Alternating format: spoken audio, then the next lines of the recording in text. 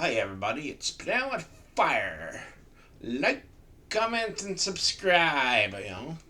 Do all the list things. Um, I was asked about survivalism and survivalism versus prepping. Survivalism is more like camping, and prepping is more like living in the 1890s and whatnot out there in the big old world, um, being a lot more self-reliant on yourself, canning your own food, growing your own food, uh, uh, sourcing your own food versus uh, the prepping is like that. Survivalism means you're going to be able to just turn around and outlast, say, the floods that we had here, um, and be in relative good shape.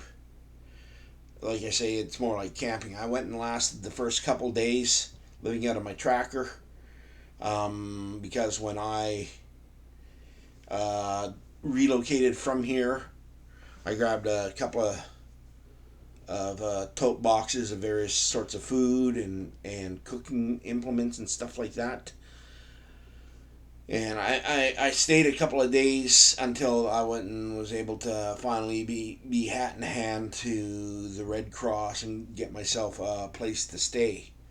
Um, but after that, it was a lot more comfortable than living out of my tractor, that's for sure. But that's kind of what it is. You gotta With that, you gotta think about if you're bugging out versus bugging in. Bugging out is, again, going camping, you know.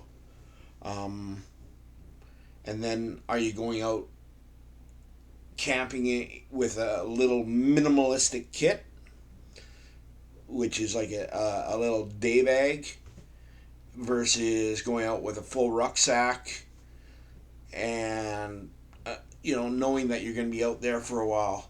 But when you do that, you're going to have to think about resupplying yourself, food, comfort, because if you're out there in the bush, you're going to start breaking down. And 72 hours is about the limit of where your body starts to feel things like that. I'm not a young man anymore, and I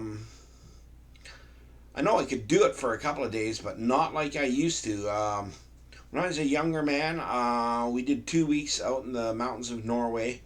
It was 20 something clicks a day, up and down through the mountains, through the weather and everything, and then getting a couple hours sleep and having some sort of contact, and then getting up and going on again for another couple of 20 something clicks, and we covered 150 clicks in a couple of days in under a week. But yeah, the body was some hurting. So you got to think about that, because that was with a full rucksack and resupply. So we had water brought to us and we had food brought to us. If you're going out there with a small day bag, you got to think of your climatic conditions. What are you going to eat and what are you going to drink? Yeah, minimal kit isn't always the way to go. Um, Stores, are you gonna forward forward stock yourself, like go out to a position and bury yourself food cache, equipment cache, because you got to think about how to do that and be able to find it no problem. Summer, winter, fall, spring. You got to be able to find it during all seasons, or else it's completely useless. You got to be able to get to it. You can't bury it 12 feet down and expect to get to it during winter if all you got is a small spoon to be digging with. You got to think about having a shovel somewhere. If you go and bury yourself a shovel, like a foot or two down that you can get to by starting a fire, thawing the ground, kicking the soil around, and then, with a stick or something like that, digging out your shovel, and then be able to go for it. That's the sort of things that you're going to have to start to think about when doing survivalism and prepping.